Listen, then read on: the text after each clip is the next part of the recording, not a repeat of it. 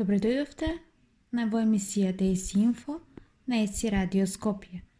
По преговорите со премиерот, гаши се испазари за 3 министерски места, а премиерот Заев дозволи ревизија на судските пресуди.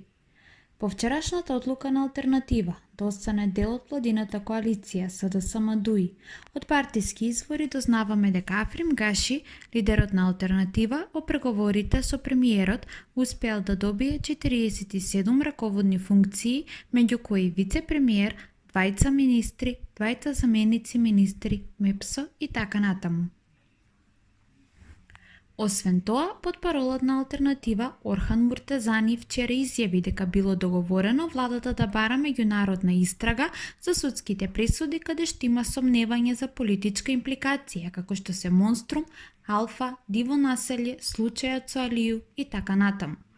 Неофицијална Алтернатива ќе го добие Министерското место за здравство, за информатика и министер за диаспора.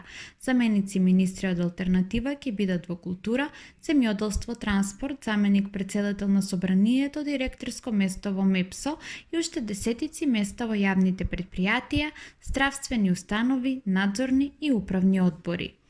Причина за влегување на Алтернатива во владата, како што наведе партискиот потпарол Муртезани, е историскиот момент за отварање на преговорите за членство во ЕУ и затварање на спорот со Бугарија како целина државата. Според портпаролот Муртезани, албанците со тоа ќе се отвори патот за евроинтеграција на целиот регион.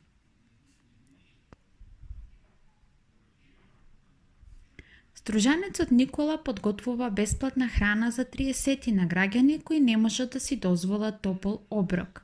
Стружанецот Никола Петрески, кој работи со достава на храна, веќе еден месец дели топол оброк на социјално ранливите категории, 3 пати неделно, понеделник, среди и петок, 30 на гладни редовно доаѓаат по храна. Работам со достава на храна, соработувам со 2 компании и остануваше многу храна која фрлавме, од прилика 6 до 7 килограми се фрлаше и дојдов до идеја да ја дадам на некој кој што му е потребно. Гласот дека тука може да јадат топол оброк брзо се шири. На почетокот пред месец дена беа само 2-3, а сега се околу 30 на лица, вели Петрески. Никола најчесто им приготвува манџи, ориз со пилешко, компир манџа, салати. Вели дека секогаш ќе има традиционално македонско јадење за гладните во Струга.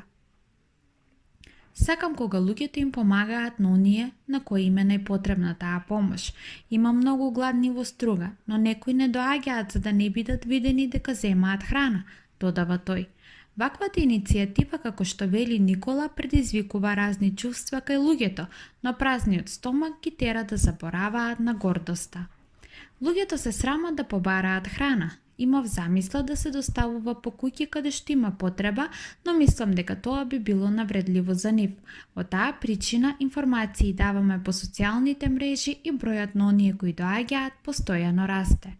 Тој најави 500 топли оброци за новогодишните празници и ги повика компаниите и хуманите луѓе и граѓани да се приклучат на иницијативата и да помогнат со донации на храна. Луѓето се гладни и безпомошни. Една жена дојде по храна и замоли за прибор за јадење. Оти дома нема ниту лажица, ниту вилјушка. Во друг случај дојде мајка со 3 дечиња. Беше на крај од работното време и немав за сите храна. Им дадов едно пакетче во кое имаше 3 батаци и ориз. Беа срекни и насмејани, но сепак гласот на мајката затрепери кога кажа благодарам. Не е лесно да не можете да си ги прехраните децата, раскажува Никола. За него иницијативата представува многу организација, многу сечкање, мешање, печење, но многу љубов, среќа и задоволство. Храната наместо во канта нека заврши онаму каде што е најпотребно, порача стружанецот, кој за брзо време очекува дека ќе има доволни количини храна за да дели топол оброк и во останатите денови од неделата.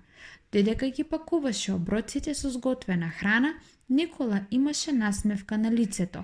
Оти пристигна нова донација со пакет овошје наменета за сиромашните и бездомниците во Струга, за луѓето кои не можат да си дозволат ниту еден оброк во текот на денот. Отворен нов центар со обуки на даватели на социјални услуги при Црвениот крст. Црвениот крст на РСМ денеска отвори едукативен тренинг центар за спроведување на обуки за возрастни, за негователи за помош и нега на стари лица и лица со попреченост, обуки за лични асистенти на лица со попреченост, обуки за палијативни негователи за изномоштени лица, како и обуки за асистенти за нега на лица од Алцхајмерова болест. Доколку сакаме да се даваат квалитетни социјални услуги за старите изнемоштени лица, но и за лицата со попреченост, тогаш мора да се ангажираат негователи и лични асистенти кои ќе бидат квалификувани да испорачуваат услугата кон крајните корисници. Со зголемен број едуцирани кадри се зголемуваат можностите да се опфати поголем број граѓани кои ќе добиваат соодветна нега и помош во своите домови и во заедницата, рече на отварањето на центарот генералниот секретар на Црвениот крст на РСМ Саид Саити. Од друга страна, додаде тој, ќе се влијае на можноста невработени лица да се стекнат со квалификација и да бидат поконкурентни на пазарот на трудот. Ќе се зголеми можноста за вработување на ранливото население, а со испораката на квалитетни социјални услуги ќе се влијае на подобрување на здравјето и добросостојбата на граѓаните во заедницата. Ви благодарам што бевте дел од оваа емисија. Еси Радио Скопје.